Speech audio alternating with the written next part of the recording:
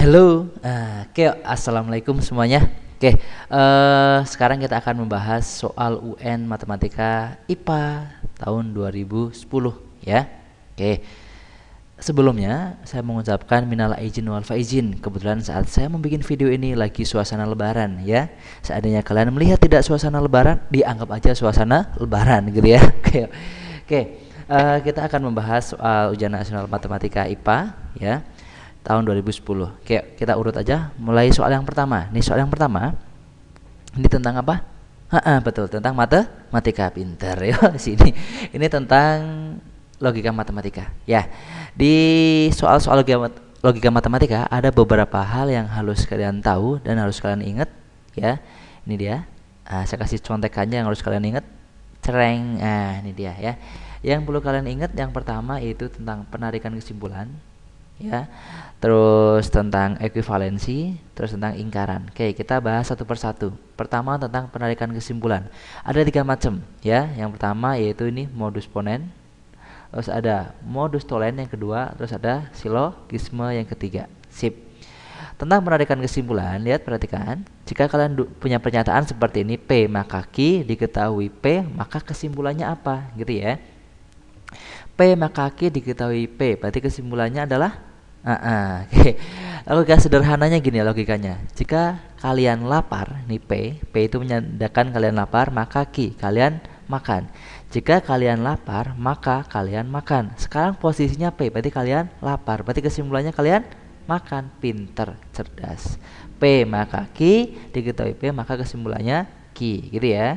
Bedakan dengan yang modus tollens berikutnya nih, P maka Q. Sekarang diketahuinya negasi P. Jika saya lapar, maka saya makan. Tadi kan contohnya. Sekarang saya negasi Q, berarti lawannya Q, yaitu saya tidak makan. Berarti saya tidak punya uang, bukan ya. Saya tidaklah lapar. Jika saya lapar, maka saya makan. Saya tidak makan, berarti saya tidak lapar. Berarti negasi apa? Negasi P. Seperti ini, gitu ya. Sip. Sekarang yang ini. P maka Q, yang silogisme ya. P maka Q terus Q maka R. Ini enak sebenarnya. Ciri-ciri silogisme ini ada yang sama nih, Q ini Q. Loh, sama toh? Kalau sama coret aja nih, coret yang sama. Tinggal ujung-ujungnya yaitu P ini R, berarti kesimpulannya P maka R. Tapi tidak selamanya cocok kalau kita ganti dengan kata-kata. Contohnya ini deh, kalau kita ganti kata-kata. P maka Q, jika saya lapar maka saya makan. Terus Q maka R, jika saya makan maka saya kenyang. Kesimpulannya adalah P maka R, berarti apa? Jika saya lapar maka saya kenyang. Sangat salah gitu ya. Oke, paham ya seperti itu ya. Oke, ini hanya untuk membantu aja tadi kata-kata. Oke, itu penarikan kesimpulan. Sekarang ekuivalensi. Apa arti ekuivalensi? Betul, bagus ya. Apa? Belum jawab. Artinya adalah ekuivalensi itu kesamaan nilai ya, atau nilai yang setara atau yang sama. Jadi ada pernyataan yang nilainya sama ya. Oke, kalau kalian punya P maka Q, ini bisa ditulis ya. P maka Q itu bisa kalian tulis menjadi apa? Negasi P atau Q. Lihat perubahannya lihat, perhatikan di sini. Maka berubah jadi A atau P jadi berubah negasi P ya. Q-nya tetap tidak berubah. Jadi maka berubah jadi atau maka P jadi negasi P. Jadi yang berubah hanya depannya ya, P negasi P. Yang belakang Q tidak berubah. Contoh yang lain coba ya. Kalau kalian punya gini yuk, negasi P maka negasi Q. Ingat, maka berubah jadi atau P jadi negasi P, P jadi negasi P. Berarti kalau negasi P jadi apa? Jadi P. Maka jadi atau, berarti ini maka jadi atau. Q tetap Q, berarti negasi Q juga tetap negasi Q. Seperti itu perubahannya ya. Yang berubah depannya, terus maka berubah jadi A atau. Sekarang kalau kalian gini, saya balik sekarang. P atau Q. P atau Q gimana nih? Kalau maka berubah jadi atau, berarti kalau atau berubah jadi maka. Yang berubah depannya. P jadi negasi P. Negasi P. Maka sini ya. Q-nya tetap tidak berubah. Ya, baik dari maka ke atau ataupun dari atau ke maka, cara merubahnya sama. Yang berubah hanya depannya ya, P negasi P. Negasi P jadi P. Sekarang berikutnya itu ingkaran. Apa ingkaran itu? Betul ya. Ingkaran itu adalah kebalikan. Ingkaran ada yang nyebut juga ini negasi boleh ya, nyebut juga negasi juga boleh ya. Ingkaran atau negasi. Lihat perhatikan, kalau kalian punya P atau Q, kalau saya ingkarkan berarti dikasih tanda seperti ini. Nah, kalau saya ingkarkan seperti ini jadinya apa nih? Negasi ketemu P jadi negasi P, negasi ketemu atau jadi dan, negasi ketemu Q jadi negasi Q. Nah, seperti ini ya. Sekarang contoh lagi yuk, kalau saya punya negasi P dan negasi Q. Gini gimana coba?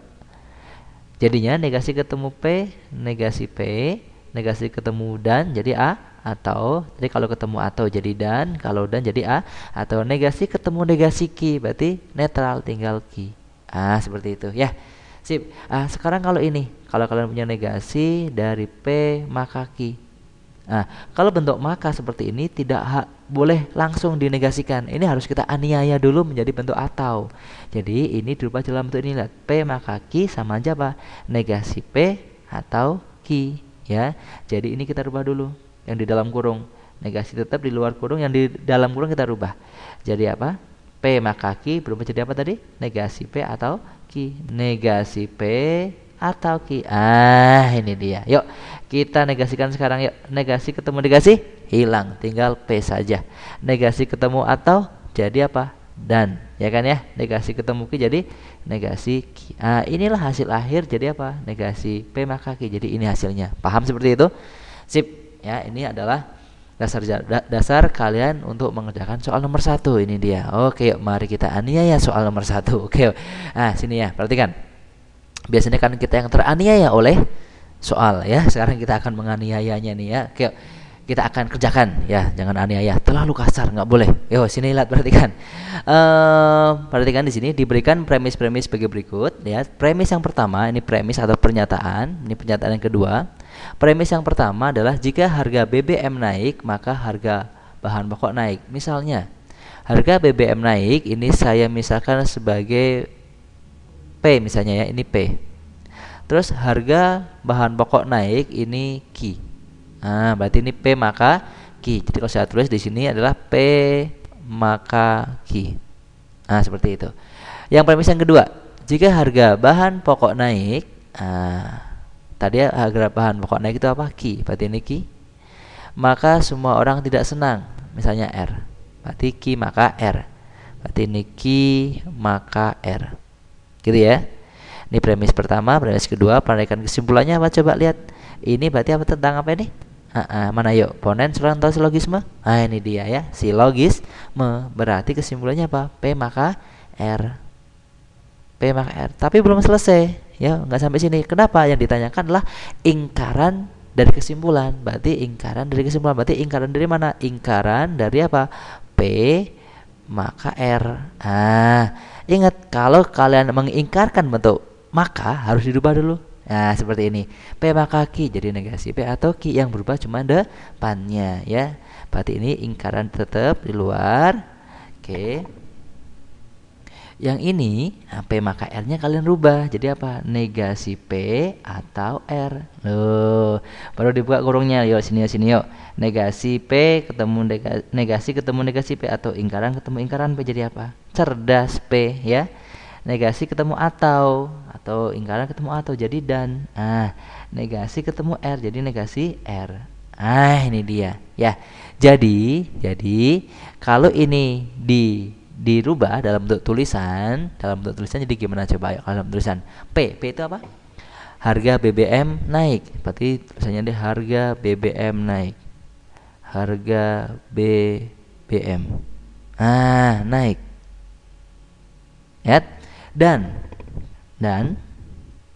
negasi R, lawannya R. Lihat, semua orang tidak senang, lawannya semua apa? Ada ya. Ada, tidak semuanya berarti ada. Atau beberapa boleh, ada. Tidak senang lawannya apa? Senang. Berarti senang.